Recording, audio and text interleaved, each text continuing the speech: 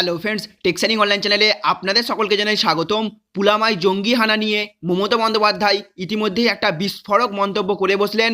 একটা বিরাট খবর আজ উঠে এসেছে আমাদের সামনে, আর আজকে থাকবে এই নিয়েই আলোচনা। আর আলোচনা শুরু করার পূর্বে আমি আপনাদের কাছে একটা ছোট্ট রিকোয়েস্ট করব, আপনি যদি আমাদের চ্যানেলে নতুন হয়ে থাকেন তাহলে অবশ্যই আমাদের চ্যানেলটিকে সাবস্ক্রাইব করে রাখবেন।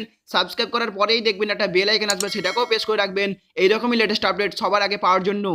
মমতা বন্দ্যোপাধ্যায়কে নিয়ে যে খবরটি বেরিয়ে এসেছে সেখানে বলা হচ্ছে, জঙ্গি হানা নিয়ে মমতার বিস্ফোরক প্রশ্ন, আগেই পাকিস্তানকে দোষারোপ কেন? পুলওয়ামা কাণ্ডে উত্তপ্ত গোটা দেশ, ইতিমধ্যেই বদলার আওয়াজ উঠতে শুরু করেছে।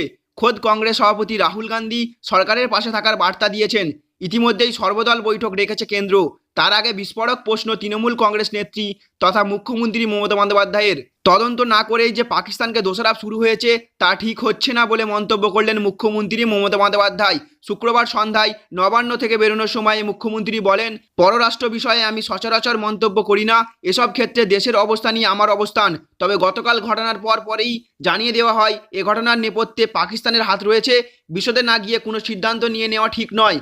বিষয়টা খুবই স্পর্শকাতর, সেটা মাথায় রেখে আগে তদন্ত করা হোক, তারপর দোষীদের বিরুদ্ধে কঠোর শাস্তিমূলক ব্যবস্থা নেওয়া যাবে। ইতিমধ্যে কেন্দ্রীয় অর্থমন্ত্রী জানিয়েছেন, এই হামলার পিছনে যে পাক সরকারের মদত রয়েছে তার প্রমাণ রয়েছে। প্রধানমন্ত্রী নরেন্দ্র মোদীও বলেছেন, কবে কোথায় কিভাবে জবাব দেওয়া হবে সেই নির্দেশ দেওয়া হয়েছে সেনাবাহিনীকে। এই হামলার জেরে ভারত সরকারের পক্ষে পাকিস্তানকে দেওয়া পছন্দের দেশ তকমা কেড়ে নেওয়া হয়েছে। ভারতের সুরে সুর মিলিয়ে আমেরিকা সহ অন্যান্য দেশও পাকিস্তানের নিন্দায় সরব হয়েছে। এই পরিস্থিতিতে মমতা বন্দ্যোপাধ্যায় কার্যত পাকিস্তানকে তদন্তের আগেই দোষী চিহ্নিত করা নিয়ে প্রশ্ন তুলে দিলেন।